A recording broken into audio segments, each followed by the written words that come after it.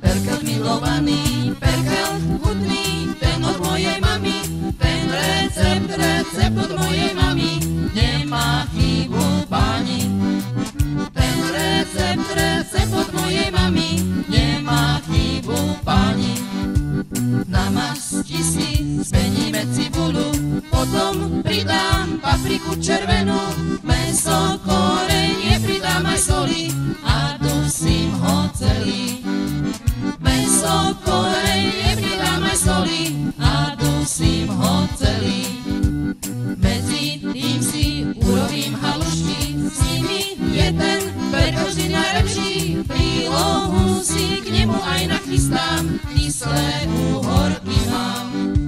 Prílohu si k nemu aj nachystám, kyslé úhorky mám. Kto navarí perkel najchutnejší, bude na Slovensku najslavnejší. Najchutnejší recept nám je známy, ten od našej mamy. Najchutnejší recept nám je známy, ten od našej mamy.